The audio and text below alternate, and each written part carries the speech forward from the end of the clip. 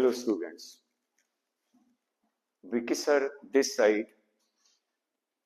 I'll be giving you the benefit on the basis of my passion, my experience, and in other words, I want to serve all of you so that you may be benefited in your CBSE board. कोई भी subject, कोई भी topic आप board में कर तब पाते हैं जब आप उसको इजीली अंडरस्टैंड करें और आपकी मेमोरी में कॉन्सेप्ट आ जाए। जब भी मैं आपको टोटल पूरा इश्यू ऑफ शेयर्स समझाऊंगा तो मेरी कुछ बातें आपको बोर्ड में याद आएंगी, जिससे आपको कॉन्सेप्ट याद आएगा। अगर मैं अकाउंटेंसी पढ़ाता हूं तो मेरा फोकस एक सब्जेक्ट पे है। मैं ये मानता हूं कि आपके पास 5 सब्जेक्ट हैं, तो कहीं ना कहीं आपको कंफ्यूजन, वो पढ़ा था, ये पढ़ा था, वो नहीं पढ़ा, वो रह गया, इस सारी बातें जब आपका बोर्ड में क्वेश्चन पेपर हाथ में आएगा तो brain provides you the concept which you learned in fact. तो उसमें कुछ अगर बचकानी बातें, घरेलू बातें, फ्रेंडली बातें, हंसी मजाक की छोटी मोटी बातें डाल दी जाएं और उन हंसी मजाक की छोटी छोटी बातों को अगर आप कॉन्सेप्ट से कनेक्ट करें, आप कॉन्सेप्ट से कनेक्टिविटी बनाएं, तो आपको छोटी बात याद आएगी तो कॉन्सेप्ट भी समझ आएगा। इतना ही बोल के मैं आगे बढ़ाता हूं। पढ़ाना मेरा पैशन है। एज वाइज मेरे को ये नहीं बताना कि मैंने क्या किया, क्या नहीं किया, मैं क्या कर रहा हूं, पर मेरा मन चाहता है कि मैं अपनी नॉलेज के बेस के ऊपर अपने बच्चों को कहीं ना कहीं बेनिफिटेड करूं। 3 या 4 प्रकार के बच्चे मान के चलो। एक वो जिनको सब कुछ आता है, कॉन्फिडेंट की कमी, एक वो उनको कुछ कम आता है, और एक वो जिनको कुछ भी नहीं आता या वो कंफ्यूज है। मेरा लेक्चर, मेरे कॉन्सेप्ट सबके लिए होंगे, ये मेरा प्रॉमिस है आपको। अगर आप सुनेंगे, कई वीडियो आपने देखी, हर अकाउंटेंसी पढ़ाने वाला जो वीडियो बनाना चाहता है अपने आइटम को, अपने प्रोडक्ट को, अपने लेक्चर को यूट्यूब के थ्रू आपके सामने ला रहा है। परंतु एक छोटी सी बात अगर मैं कहूं, एक वेंडर है, आपकी गलियों में कुछ बेचने आता है, कुछ बना के बेचता है।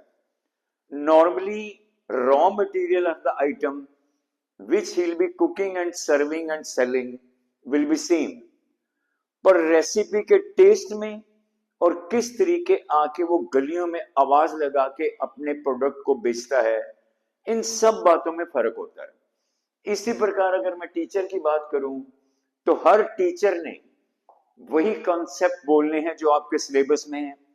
फर्क सिर्फ इतना कि बोलने वाले में कॉन्फिडेंस कितना है, बोलने वाले की बातों में अट्रैक्शन कितनी है, बोलने वाले की बातों में इंटरेस्ट कितना है, और बोलने वाले की बातें आपको कितना समझ आती है। बात हर टीचर वही कर रहा है, मैं भी वही करूंगा जो कई यूट्यूब चैनल पे आपने अकाउंटेंसी के लेक्चर सुने होंगे। बट आई विश अगर आप एक बार मेरा लेक्चर सुनेंगे तो कहीं ना कहीं आप थोड़ा सा डिफरेंशिएट पाएंगे। अब मैं अपनी बात को यहां खत्म करते हुए, I request all of you to listen my videos frequently and you will be definitely benefited. I assure you, I'm not proud, I'm confident. Be careful now. आज अगर हम इस समय बच्चों कंपनी की बात करें, ये देखिए कंपनी, कंपनी में आपको मालूम है कि आपका जो कॉन्सेप्ट है वो आएगा इशू ऑफ शेयर्स के बारे में। सबसे पहली तो बात करें कि इशू ऑफ शेयर्स मतलब क्या है। एक कंपनी ऑलरेडी एस्टेब्लिश्ड है, उस कंपनी को बिजनेस की ग्रोथ के लिए और फाइनेंस की जरूरत है। और फाइनेंस अगर कंपनी लेना चाहे तो नंबर 1 उसे बैंकों से जाकर फाइनेंशियल लोन या फाइनेंशियल हेल्प लेनी चाहिए, जिससे उसका इंटरेस्ट बर्डन बढ़ेगा। या और कोई कंपनी का सोर्स है तो वहां से वो अपने लोन या फाइनेंस को अरेंज करा पाएगा। कंपनी में बोर्ड ऑफ डायरेक्टर्स होते हैं, बोर्ड ऑफ डायरेक्टर अपना कितना पैसा लगा पाएंगे वो पॉसिबल नहीं है, क्योंकि कंपनी को ग्रो करना है, तो कहीं ना कहीं से फाइनेंस को अरेंज करना पड़ता है। तो as per SEBI guideline, company को पब्लिक को शेयर होल्डर बना के वो फाइनेंस ले सकती है। I am repeating, company public से पब्लिक को शेयर होल्डर बनाकर फाइनेंस ले सकती है। कोई भी पब्लिक का इंसान, कोई भी पब्लिक का पर्सन अपनी हैसियत, अपनी फंड्स की अवेलेबिलिटी और जिस कंपनी में वो पैसा इन्वेस्ट करके शेयर होल्डर बनना चाहता है उसमें वो पैसा लगाता है। जब कंपनी को डिफरेंट एप्लीकेंट से एप्लीकेशन आए तो सिर्फ कंपनी को पता लगता है कि कौन कौन हमारा शेयर होल्डर बनना चाहता है। अभी फाइनेंस नहीं आया, अभी लोगों ने सिर्फ अप्लाई किया कि हम शेयर होल्डर बनना चाहते हैं। अब इस लाइन की मैं बैक में जाता हूं, मेरी बात को ध्यान से सुनना, थोड़ी मैं कनेक्टिविटी बनाऊंगा, आपको पसंद आनी चाहिए। मैं ये नहीं कहूंगा आएगी, आई एम रेस्ट एश्योर कि आपको पसंद आएगी। अब बात को ध्यान से सुनो, थोड़ा सा हम फन लेते हैं। एक पिक्चर 15 जनवरी को रिलीज होनी है, ये एडवर्टाइजमेंट मार्केट में आ गई। तो पिक्चर अगर मार्केट में रिलीज होने की डेट को लेकर आई तो रिलीज होने तक ना जाने पिक्चर बनाने वालों ने कितनी फॉर्मेलिटी की होगी। M right? उन फॉर्मेलिटीज को पूरा करने के बाद जब पिक्चर शूट हो गई, डब हो गई, सैंक्शन ले ली, लाइसेंस ले लिया, परमिशन ले ली, तो उन्होंने एड लगा दी। इसी प्रकार अगर आप इस कनेक्टिविटी को बनाओ एक पब्लिक लिमिटेड कंपनी से, पब्लिक लिमिटेड कंपनी ने पब्लिक को शेयर होल्डर बनाकर फाइनेंस लेने की परमिशन ली। जब कंपनी ने परमिशन ली तो ये कंपनी को ही पता है कि मुझे पब्लिक को शेयर होल्डर बनाने की परमिशन मिल गई है, परंतु पब्लिक को नहीं पता कि वो कंपनी पब्लिक को शेयर होल्डर बनाना चाहती है। ठीक इसी प्रकार जैसे पिक्चर बनी, एडवर्टाइज हुई, कब लगेगी? इधर कंपनी है, कंपनी ने परमिशन ली कि हम शेयर होल्डर बनाना चाहते हैं, तो कंपनी भी तो एडवर्टाइज करेगी ना जब पब्लिक को पता लगेगा कि ये कंपनी शेयर होल्डर बनाना चाहती है। अब 2 बैनर रेड लाइट पे लगे हुए हैं, ना जाने कितना व्हीकल रोज आकर रुक गए। उसमें 2 प्रकार के लोग, जो पिक्चर देखने में इंटरेस्टेड हैं वो पिक्चर का बैनर पढ़ेंगे, जो इन्वेस्टर बनना चाहते हैं, थोड़े बड़े हैं, थोड़े मैच्योर हैं, उस कंपनी के एडवर्टाइजमेंट का वेट कर रहे थे, उन्होंने पढ़ा तो उनको पता लग गया कि ये कंपनी अब शेयर होल्डर बनाना चाहती है। तो जो पिक्चर का बैनर पढ़ के आगे बढ़ेंगे वो पिक्चर देखने जाएंगे, और जो कंपनी का बैनर पढ़ के आगे बढ़ेंगे वो शेयर होल्डर बनने के लिए अप्लाई करेंगे। ये बेसिक है, पक्का कर लो मेरा पॉइंट। अगर कंपनी ऐड ना करती तो पब्लिक को कैसे पता लगता कि हम शेयर होल्डर बन सकते हैं? और अगर कंपनी ने ऐड कर दिया और पब्लिक ने अप्लाई ना किया तो कंपनी को कैसे पता लगेगा कि कौन कौन शेयर होल्डर बनना चाहता है? एडवर्टाइजमेंट करना कंपनी का काम, शेयर होल्डर बनने के लिए अप्लाई करना पब्लिक का काम। कंपल्शन नहीं, जो चाहेगा वो आगे बढ़ेगा। ठीक इसी प्रकार पिक्चर को रिलीज करवाना डिस्ट्रीब्यूटर का काम, पिक्चर बनाने वाले का काम। जो पिक्चर का बैनर पड़ेगा वो बाउंड नहीं है कि पिक्चर हॉल में जाकर पिक्चर देखे, उस समय उसकी मर्जी है, टाइम है, पैसे हैं, इंटरेस्टेड है तो जाकर वो टिकट लेकर पिक्चर को देखेगा। इसका मतलब ये हो गया पिक्चर रिलीज होनी है तो बाद वाला काम पब्लिक का है कि देखनी है कि नहीं। इसी प्रकार अगर कंपनी ने शेयर इशू करने हैं तो ये पब्लिक का काम बाद में आता है कि किसने शेयर होल्डर बनना है कि नहीं बनना। परंतु जब हम एडवर्टीजमेंट की बात करें तो आई राइट ऑन वन हियर, एक टर्म है कंपनी में आईपीओ। आईपीओ का मतलब है इनिशियल पब्लिक ऑफर।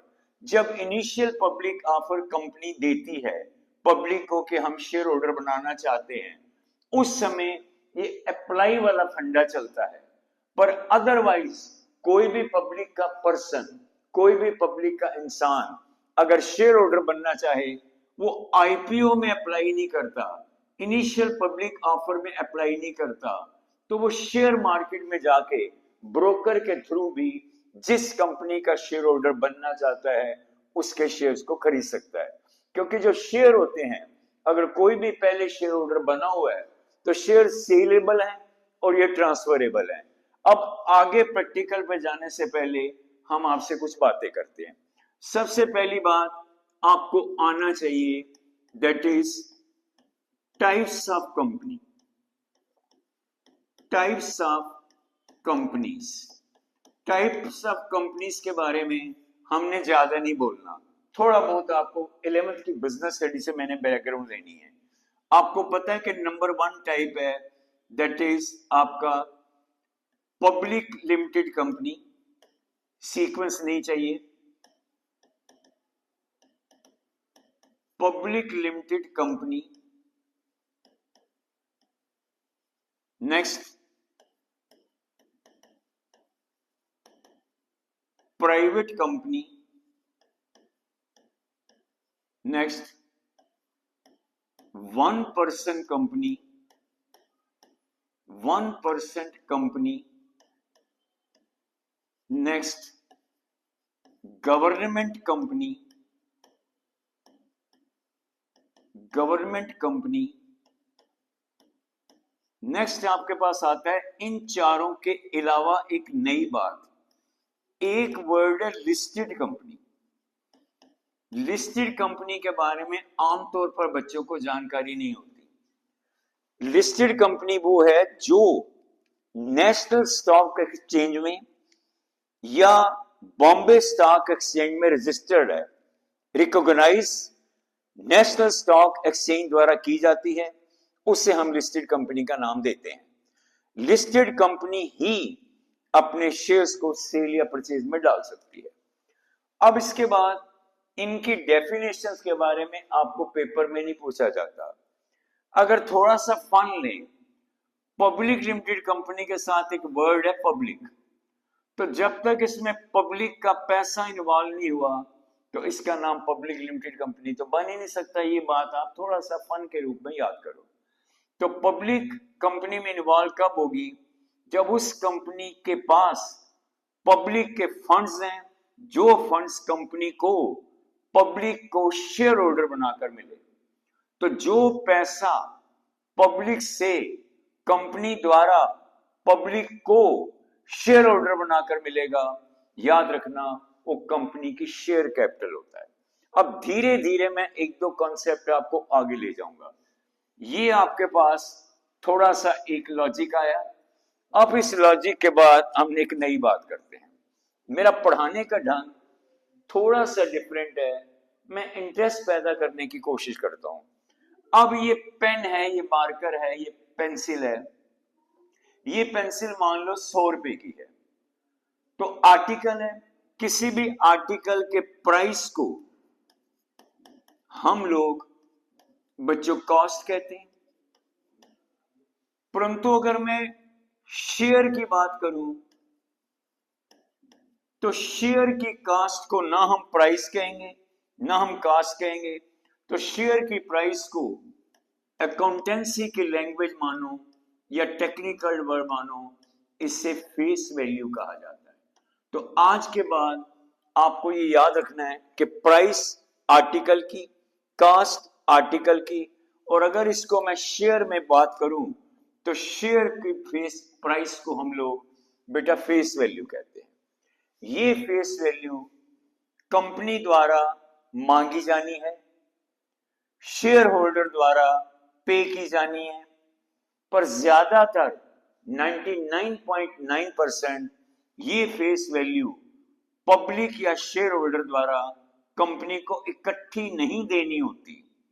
ये पैसे फेस वैल्यू के रूप में पब्लिक और शेयर होल्डर द्वारा कंपनी को धीरे धीरे देने होते हैं।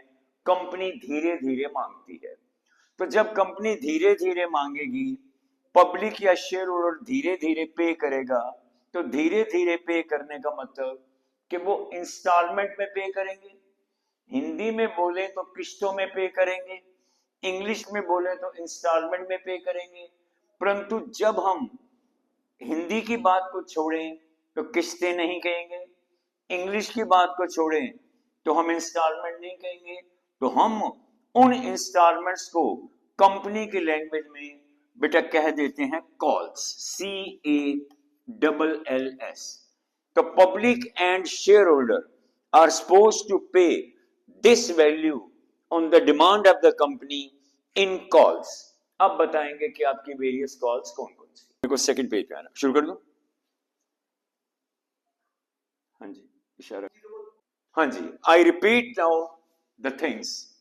फेस वैल्यू पब्लिक या शेयर होल्डर द्वारा कंपनी को इकट्ठी पे नहीं करनी, कंपनी के मांगने पे करनी है। तो हिंदी में बोले तो कंपनी किस्तों में मांगेगी, इंग्लिश में बोले तो कंपनी इंस्टॉलमेंट में मांगेगी, और अगर हम कंपनी की लैंग्वेज में बोले तो कंपनी कॉल्स में मांगेगी। अब कॉल्स के बारे में आपको कैसे याद करवाया जाएगा? आज अगर मैं इस समय आपको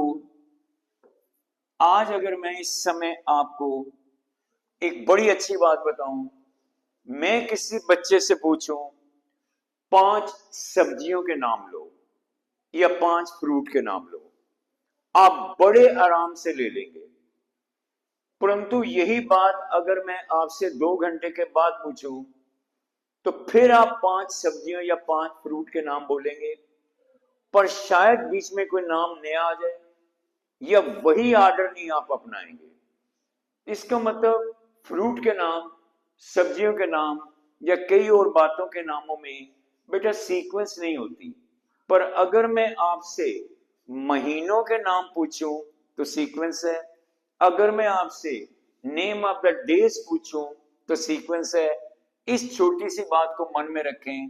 तो जो कॉल्स कंपनी ने मांगनी है या शेयर होल्डर ने पे करनी है, वो भी सीक्वेंस में है। अगर वो एक सीक्वेंस ब्रेक हो गई तो आपकी 2 गलतियां हो जाएंगी। कॉल नंबर 1 है that is on application, call number 2 है ऑन अलॉटमेंट, कॉल नंबर 3 है ऑन बच्चों फर्स्ट कॉल, कॉल नंबर 4 है on second call, call number 5 है ऑन फाइनल कॉल। अब ये बात मैं आपको बताता हूं क्या है। कंपनी कभी भी 5 कॉल से ज्यादा कॉल्स में पैसे नहीं मांग सकती, क्योंकि छठी कॉल होती है। हाँ, कंपनी को अगर पैसा थोड़ा भी जल्दी चाहिए तो कंपनी कॉल्स को क्लब करके कॉल्स को कम कर सकती है। For example, on application, on allotment and balance on first and final call. तो calls can be clubbed but calls cannot be exceeded, be careful. इसके बाद अब नई बात ये आई कि कॉल का मतलब हमने जिस तरीके सीखा उसमें मेरी थोड़ा सा बचकाना सी बातें मैंने की, फ्रूट की बातें मैंने की, मैंने वेजिटेबल की बातें की, मैंने मंथ्स की बातें की, मैंने डेज नेम की बातें की। तो मैंने साबित करना था कि जब हम नेम ऑफ मंथ की बात करें तो we follow basically the list in fact. पर अगर हम एप्पल फ्रूट हो गया, वेजिटेबल की बात करें तो हमें कोई भी सीक्वेंस अपनाने की जरूरत नहीं है। पर जहां सीक्वेंस चाहिए, अब अगर मानिए कि मैं फर्स्ट कॉल को अलॉटमेंट की जगह लिख देता हूं कोई बच्चा जल्दी से, तो देखिए गलतियां दो हो गई, क्योंकि 2 नंबर भी गलत हो गया और 3 नंबर भी गलत हो गया। अब इन बातों को आगे रखते हुए एक नई बात आपसे करते हैं। वो नई बात क्या है? एज्यूम करो, ये एजम्पशन देखना, कंपनी के पास 1 लाख शेयर्स का स्टॉक है। 1 लाख शेयर्स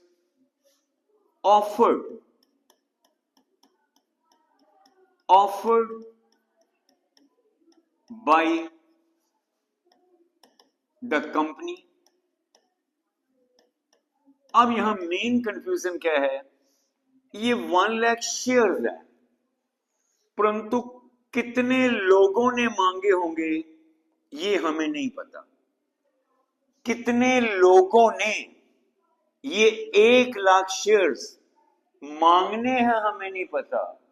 तो जब भी आप कंपनी में इश्यू ऑफ शेयर्स का न्यूमेरिकल करेंगे तो नंबर ऑफ एप्लीकेंट कितना ये इररेलेवेंट है।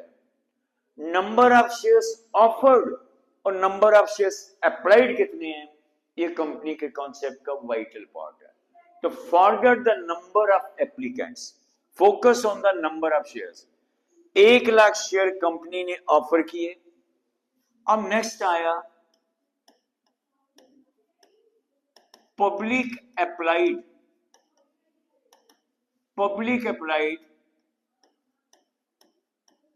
1 लाख शेयर्स।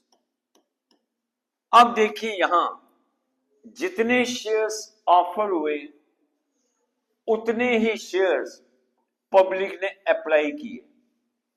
इसका मतलब किसी भी एप्लीकेंट की एप्लीकेशन रिजेक्ट नहीं होगी। जब नंबर ऑफ शेयर्स ऑफर्ड और number of shares applied same है तो this case will refer to that is equal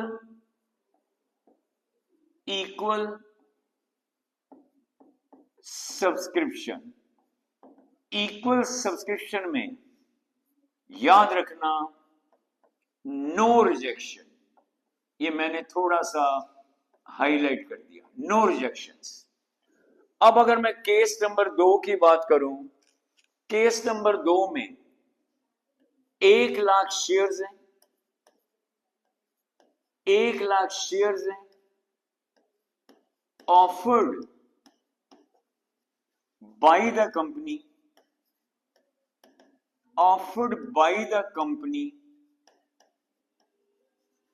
और पब्लिक अप्लाइड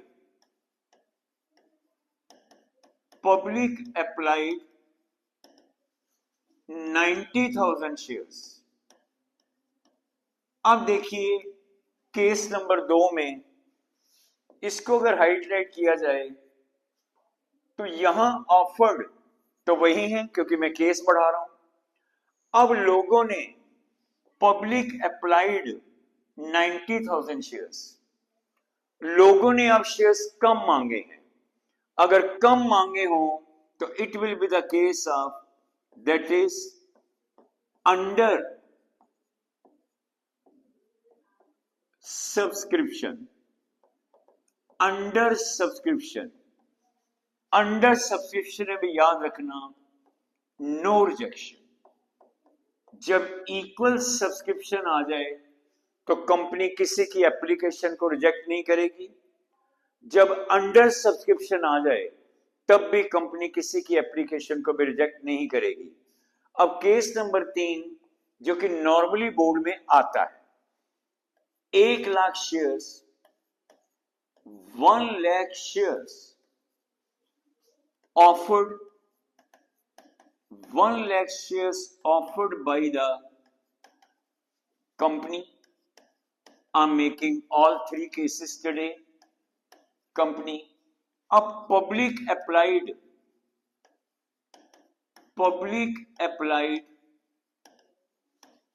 1,20,000 shares.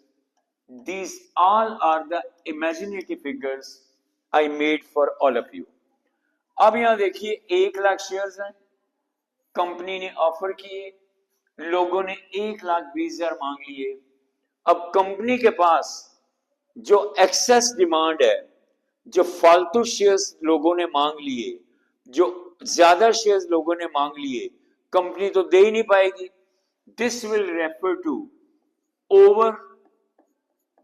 ओवर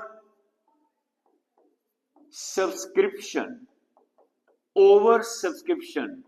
अब जो डिमांड कंपनी पब्लिक की पूरी नहीं कर पाएगी, इसका मतलब यहां आ गया रिजेक्शन। रिजेक्शन पॉसिबल, यानी कि रिजेक्शन पॉसिबल, रिजेक्शन हो सकती है। बच्चे कहते हैं रिजेक्शन हो सकती है, तो सर होनी ही चाहिए, क्यों नहीं होगी?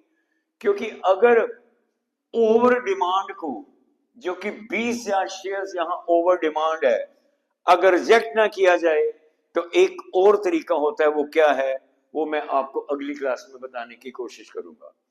तो बी केयरफुल।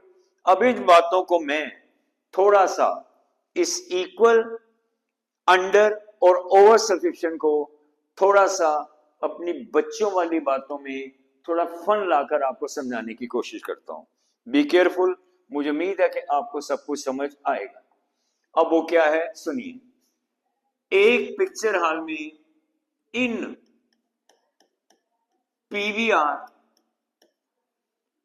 पीवीआर में 500 सीट्स हैं।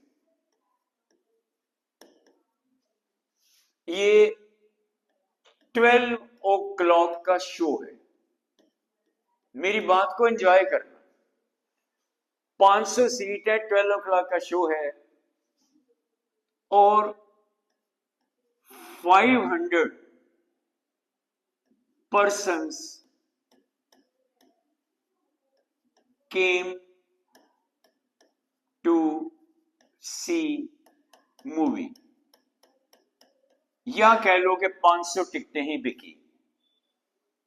जितनी सीटें हैं उतने ही लोग पिक्चर देखने आए। नंबर 1, कोई भी सीट खाली नहीं रहेगी। नंबर 2, शो चलेगा। नंबर 3, आया हुआ कोई भी इंसान पिक्चर देखे बिना घर नहीं जाएगा। तो ध्यान से देखो, अगर आप इसको कंपनी की नजरों से देखो तो ये इक्वल सब्सक्रिप्शन, इक्वल सब्सक्रिप्शन। अब अगर मैं इसी बात को दूसरे तरीके से कहूं, वही 12 o'clock का शो, तो सीटें तो अवेलेबल पिक्चर हॉल में वही 500 रहेंगी, परंतु 490 टिकट्स आर सोल्ड। 490 टिकटें बिक गई। देखिए 10 टिकट अनसोल्ड है। अब इसमें और इसमें इक्वालिटी क्या है? 500 लोग आए, 500 टिकटें बिकी, सबने पिक्चर देखी, कोई भी पिक्चर देखे बिना घर वापस नहीं जाएगा, इक्वल सब्सक्रिप्शन। शो बच्चों यहां भी चलेगा, 490 लोग पिक्चर देखेंगे, 10 सीटें खाली रहेंगी, वो इररिलेवेंट है, उनके बारे में हमने नहीं सोचना। तो ध्यान से देखो, it is a case of under subscription. तो इक्वल और अंडर सब्सक्रिप्शन में कभी भी किसी की डिमांड, कंपनी की बात करें तो शेयर की डिमांड रिजेक्ट नहीं होती, और अगर मूवी की बात करें तो सामने वाले को टिकट मिलती है। अब अगर मैं केस नंबर 3 पे आऊं, तो फिर आपका 12 o'clock का शो है, फिर 500 सीट है, क्योंकि सीट तो अवेलेबल पिक्चर हॉल में वही रहेंगी। अब 600 टिकट्स की डिमांड आ गई।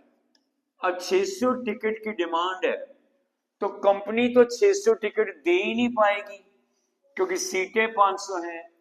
अब ऐसे में 100 टिकट्स जो कंपनी नहीं दे पाएगी, 100 टिकट्स की डिमांड को कंपनी को देखिए रिजेक्ट करना पड़ेगा, क्योंकि अंदर अवेलेबिलिटी ऑफ सीट्स ही नहीं है।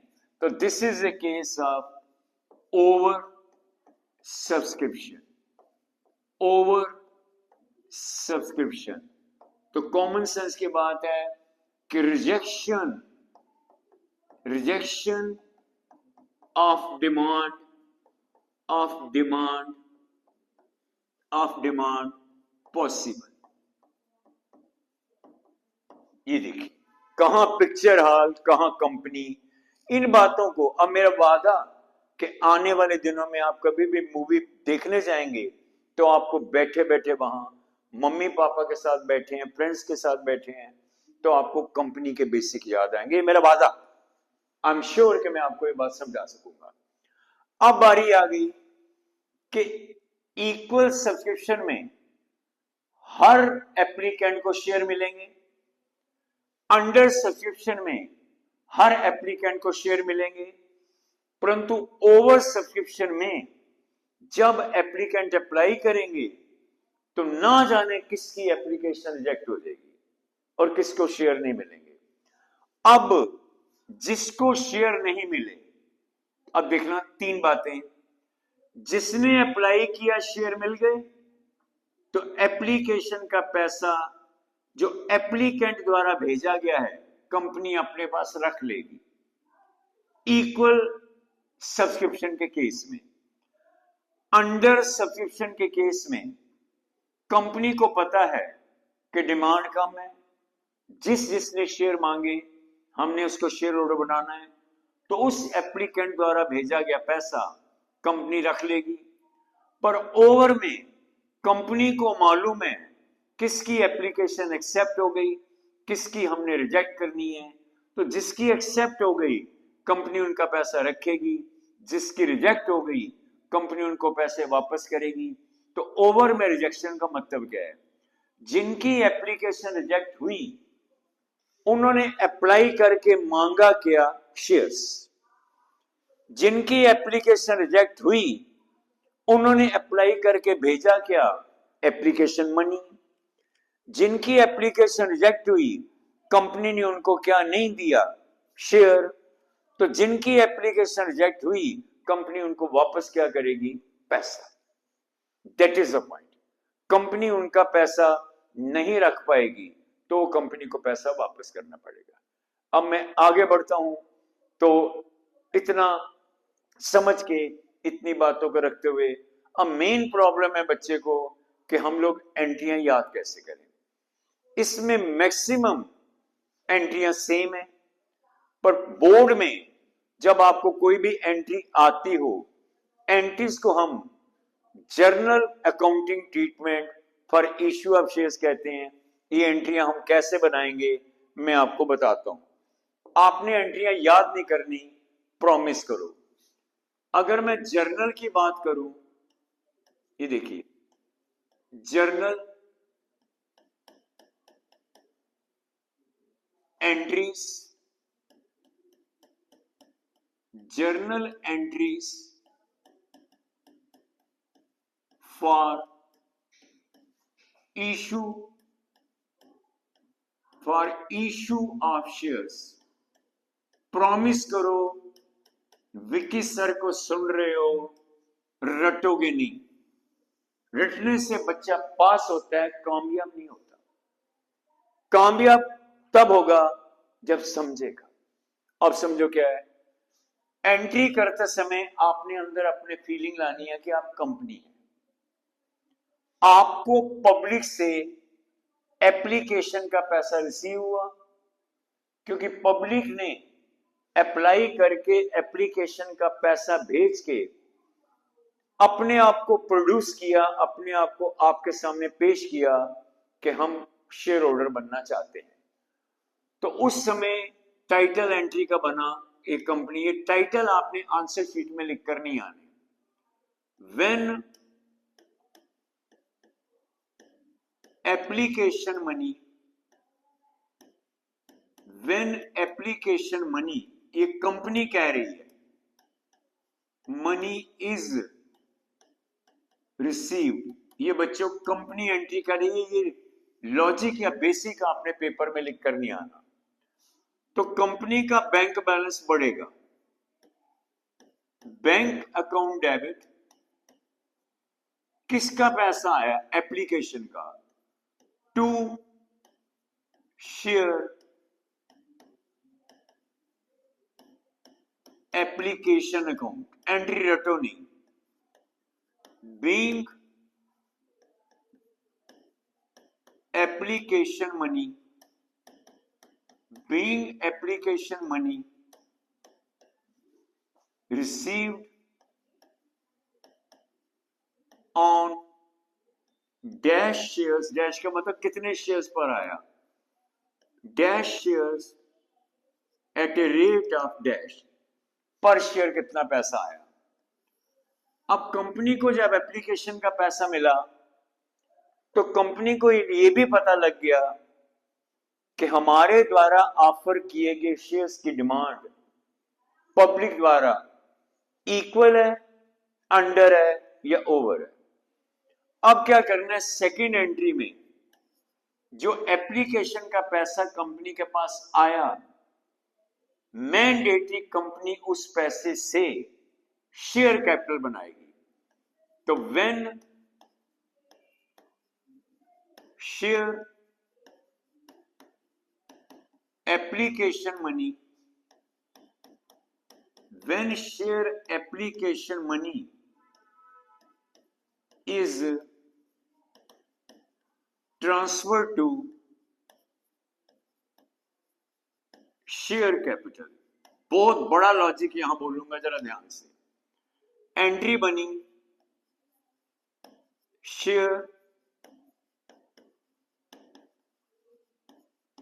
एप्लीकेशन अकाउंट डेबिट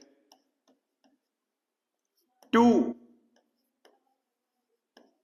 शेयर, एंट्रियों रटना नहीं बच्चों, याद रखना, to share capital account, being application money, being application money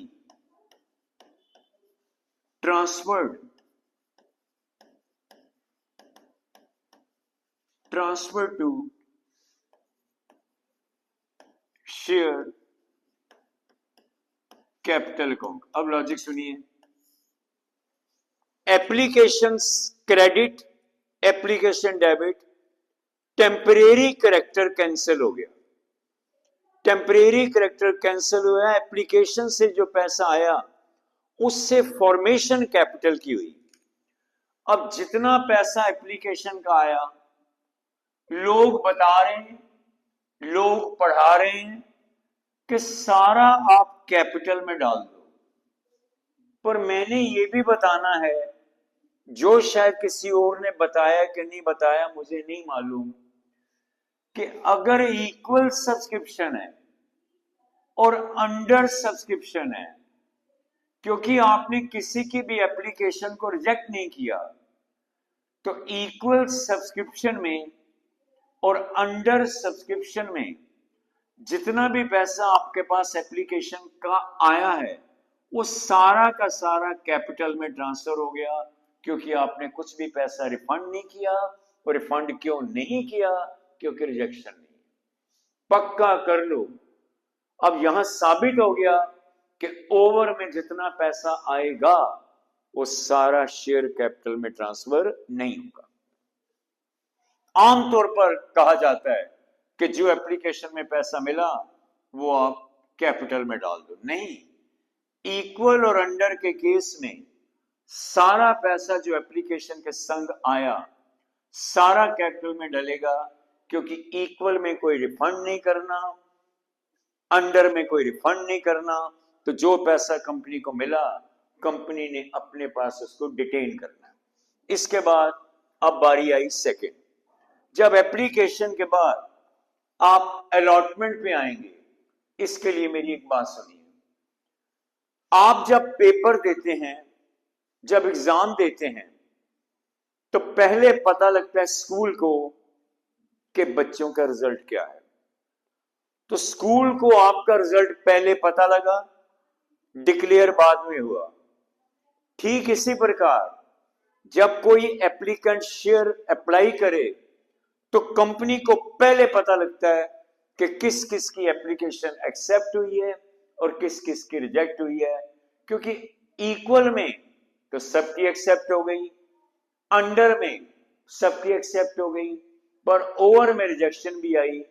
इसलिए एप्लीकेशन के बाद हर कॉल का पैसा पहले कंपनी मांगेगी, बाद में शेयर होल्डर देगा। अब मेरी जुबान पे शेयर होल्डर का नाम आया, तो जब एप्लीकेशन का पैसा दिया जाता है पब्लिक द्वारा, तो पब्लिक एप्लीकेंट है। जब उसकी एप्लीकेशन एक्सेप्ट हो जाए, उसे लेटर ऑफ अलॉटमेंट आ जाए, तो वह शेयर होल्डर बनती है। एप्लीकेशन के बाद हर कॉल का पैसा कंपनी द्वारा मांगा जाने के बाद पक्का कर लो शेयर होल्डर देता है। तो यहां से बात निकली, every applicant is not a share holder but every share holder is first an applicant. पक्का कर लो ये पॉइंट। अगर इक्वल है तो every applicant will be share holder, अगर अंडर है तो every applicant will be share holder, पर ओवर है तो some will be only applicant पर will not be known as share holder. तो अब क्या करेगी कंपनी? 3 नंबर कॉल में पहले शेयर अलॉटमेंट के पैसे को ड्यू करेगी, शेयर अलॉटमेंट के पैसे के आने की उम्मीद करेगी, शेयर अलॉटमेंट का पैसा शेयर होल्डर से मांगेगी, यानी कि पैसा आएगा ये सपना देखेगी। मेरी सपने वाली बात याद रखना कि अलॉटमेंट से कंपनी हर कॉल का सपना देखना शुरू करती है। अभी पैसे आए नहीं, तो टाइटल देखिए, when share allotment money, when share allotment money falls due, देखिए आएगा, falls due यानी कि कंपनी ने अलॉटमेंट के पैसे के आने का सपना देखा। सपना देखा तो एंट्री बनी share allotment account debit, share allotment account debit, और आकर बनेगी क्या? To share capital, to share capital being share allotment money, being share allotment money falls due on dash shares at a rate of dash per share। अब सुनिए एक नई बात, आपको एंट्रियां याद हो जाएंगी। कंपनी द्वारा अलॉटमेंट के पैसे का देखिए, कंपनी ने अलॉटमेंट के पैसे के आने का सपना देखा। सपना पूरा करना शेयर होल्डर के हाथ में है, पक्का कर लो। तो जब पैसे आने का सपना देखा तो अलॉटमेंट ड्यू हो गई। जब पैसा आ गया तो देखो सपना हकीकत बन गया। सपना मतलब एक्सपेक्टेशन, हकीकत मतलब रियलिटी। तो कंपनी के अलॉटमेंट के सपने को पूरा करना शेयर होल्डर के हाथ में है कि सारे शेयर होल्डर पैसे देते हैं कि नहीं देते। तो एप्लीकेशन के बाद अलॉटमेंट से फाइनल कॉल तक सारी एंट्रियों का बेसिक है सपना हकीकत, सपना हकीकत, सपना हकीकत। आपको हर एंट्री देखो मैंने याद कर दी। अब ये हकीकत क्या है? हकीकत मतलब reality. When share allotment money, when share allotment money is received, तो सपना तो हम देखेंगे ना कि हमें पैसा आएगा, पर हमारे सपने को रियलिटी और हकीकत बनाना शेयर होल्डर के हाथ में है। तो जब पैसा आ गया तो बैंक अकाउंट डेबिट टू, किस चीज का पैसा आया? To share allotment account. To share allotment account being share allotment money, being share allotment money received. लो बेटा, ये सपना हकीकत वाली बात बहुत ज्यादा मेरी पॉपुलर है। पिक्चर हाल वाली बात बहुत ज्यादा मेरी पॉपुलर है। जब जब मैंने पढ़ाया, ये सारी मेरी अपनी दिमाग की बातें हैं कि बच्चे को संभाला कैसा जाए। इस बात को एक छोटा सा एग्जांपल देकर आपको बताते हैं। जनवरी के महीने में एक क्लास टीचर की क्लास में 40 बच्चे। प्रिंसिपल ने पूछा कितनी फीस आएगी। उसी दिन मैम ने प्रिंसिपल को बताया 40 बच्चों की फीस आएगी। तो देखिए, फीस आई नहीं, मैम ने सपना देखा, मैम ने एक्सपेक्ट किया। अब जो बच्चे फीस देंगे तो सपना हकीकत में बदलेगा। पर अगर जनवरी में कोई बच्चा मैम के मांगने पर भी फीस नहीं देता, इसका मतलब बच्चा डिफॉल्टर बन गया। वो स्टूडेंट है, उसका नाम काटा नहीं गया, परंतु मैम की एक्सपेक्टेशन को एक बच्चे ने या 2 बच्चों ने या 3 बच्चों ने कम कर दिया। तो सपना देखना कितनी फीस आएगी मैम के हाथों में, मैम के सपने को पूरा करना फीस देकर ये स्टूडेंट के हाथों में।